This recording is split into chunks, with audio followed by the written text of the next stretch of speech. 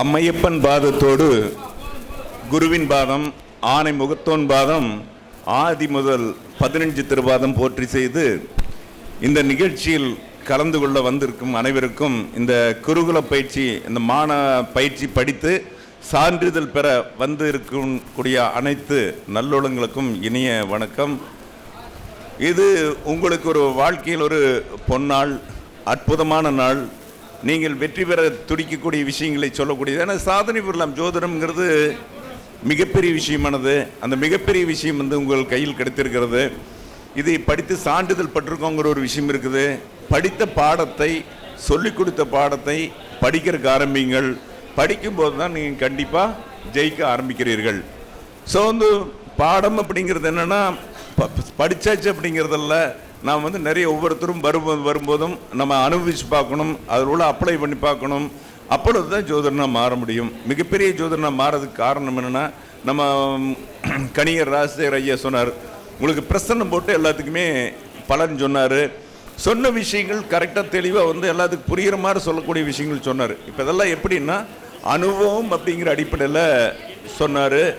அதே மாதிரி intuition power அப்படிங்கிறது வேணும். அப்போ இன்ட்யூஷன் பவர் வரணும்னா ஏதாவது தேவதைகளை உபாசனை பண்ணணும். தேவதைகளை உபாசனை பண்ணும்போது தான் அந்த இன்ட்யூஷன் சக்தி கிடைக்கும். நம்ம ஆல்ரெடி என்ன பண்ணியிருக்கோம், வராகி உபாசனை கொடுத்து கொண்டிருக்கிறோம், உச்சஸ்ரீ கணபதி உபாசனை கொடுத்துக்கிறோம். யார் சாதனை பண்ண நினைக்கிறீர்களோ கண்டிப்பாக தெய்வ உபாசனை வேணும். அப்படிங்கிற எந்த விதமான மாற்றம் இல்லை. பொதுவாக தாந்திரிக பரிகாரம் அப்படிங்கிறது என்ன அப்படி கொஞ்சம் அமைச்சு காத்து உட்கார்ந்து கேளுங்கம்மா.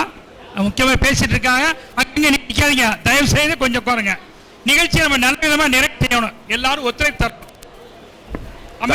பரிகாரம் என்பது சொல்லிட்டு இருக்காரு. எங்க அமருங்கள் ஐயா, அமருங்கள், கொஞ்சம் கேளுங்க. அப்பதான் நீங்க நாளைக்கு வர்றீங்க, ஒரு மேடையில் நிற்கிறீங்கன்னா உங்களுக்கு ஒரு நல்ல மதிப்பு மரியாதை வேணும்னா நீங்க அது மாதிரி நடந்து கொள்ள வேண்டும். ஏன்னா நம்ம ஜோதிடர் தான் ஒழுக்கத்தை கற்பிக்கூடியவன் ஜோதிடர் மட்டும்தான். ஏன்னா ஜோதிடனை தாண்டி தான் உலகத்தில் இருக்கிற எல்லாருமே தன்னுடைய வாழ்க்கையை செப்பன் எடுத்துக்கொள்றதுக்கு ஜோசியங்கிட்ட தான் வரணும். ஒரு நல்ல நாள் குறிக்கிட்டாலும், திருமண விஷயமாட்டும், எந்த ஒரு விஷயத்துக்கு ஜோதிடம் தான் குரு. இந்த காலமெல்லாம் அந்த காலம் தொட்டு தான் ஜோதிடம் தான் மிகப்பெரிய ஆள். அப்போ அப்படிப்பட்டவங்க நாம் என்ன பண்ணணும், சரியாக நடக்க வேண்டும் அல்லவா? பாடத்தை படித்து விட்டோம், சான்றிதழ் வாங்கிவிட்டோம், நாமளும் அந்த சரியான வழியில் போகணும். ஜோதிடன் என்ற நிலையில் தான் நம்ம ஒவ்வொரு செயல்பாடு இருக்கணும். எப்படி பேசுறது, எப்படி சொல்றது. ஏன்னா ஒவ்வொரு விஷயமே பிறரோட மனதை புண்படுத்தாமல் பேசி பழக வேண்டும். முதல் அடிப்படை விஷயம். ஜோதிடம் பார்க்கும் 9 கிரகங்கள் நம்முடன் இருந்து இயங்கி கொண்டிருக்கிறது. அப்போ தான் நம்ம ஜோதிடத்தை துல்லியமாக சொல்லக்கூடிய நம்மளுக்கு சக்தி வந்திருக்கிறது. அதனால் என்ன பண்ணுங்க, ஜோதிடத்தை நல்லா படிங்க, அழகாக சொல்லிக் கொடுத்த பாடத்தை படிங்க, தினசரி அப்ளை பண்ணுங்க. இதெல்லாமே உங்கள் மாணவர்களுக்கு தான். ஏன்னா இது மாணவர்களுக்கு ஏற்கனவே பாண்டித்தியம் பெற்றவர்களுக்கு இதெல்லாம் வேறு விஷயங்கள். பாண்டித்தியம் பெற்றவர்களுக்குமே தன்னுடைய ஒரு கல்வி ஞானம், கேள்வி ஞானத்தை தன்னுடைய வளர்ச்சிக்கு பயன்படுத்தி கொள்ளலாம். பிறருடைய, அதாவது ஒரு பணம், காசு பணம் சம்பாதித்தல் அப்படிங்கிறதுக்காக பயன்படுத்துறது காட்டிலும் அந்த சாஸ்திரம் என்ன சொல்லுதோ, சுருதி என்ன சொல்லுதோ, அந்த சுருதியை தன்னுடைய யுக்தி போல பயன்படுத்தி அவங்களோட வாழ்க்கையில் ஜெயிக்கிறதுக்கு வழிகாட்டணும் அப்படின்னு சொல்லிக்கொள்ளலாம். ஸோ இந்த அருமையான வாய்ப்புங்கிறது உங்களுக்கு ஒரு நல்ல தருணமானது கிடைச்சிருக்கிறது. பெருமதிப்புக்குரிய கோட்டையூர் திரு சுப்பிரமணிய சுவாமி அவர்கள் நமக்கு இன்னைக்கு அவர் கூட, ஏன்னா நான் இது நாள் வரைக்கும் அவர் கூட பார்த்துருக்கேன், அறிவும் இருத்தொழிய இன்று தான் நான் அருகிலே பார்த்துருக்கேன். 12 மணிக்கு பிறகு ரொம்ப, ஏன்னா ஒரு நல்ல மனிதர், உயர்ந்த மனிதர். கோட்டையூருங்கிறது காரைக்குடியில் மிகப்பெரிய கோயில், சாதாரண ஊரில். கோட்டையூருங்கிறது அந்த ஊர் ஒரு அற்புதமான ஊர். அங்கே ஒரு இனம் பூராமே தனி இனமாக வாழ்ந்த ஊர் அந்த கோட்டையூருங்கிறது.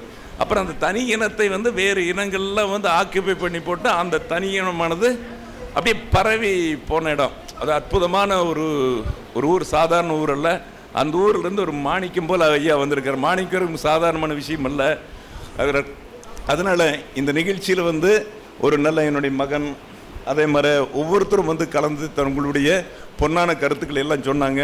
அனைவரும் கேட்டு இந்த என்னென்ன செய்யணுமோ அப்படிங்கிற விஷயத்தை செய்து சரியான முறையில் பலன்களை சொல்லி நாளைக்கு நீங்களும் ஒரு இப்போ நம்ம அங்கே உட்காந்துருமே இங்கே வரணும், பேசணும்னு சொல்லி கூறி உங்களிடமிருந்து விடைபெறுகிறேன். நன்றி, வணக்கம்.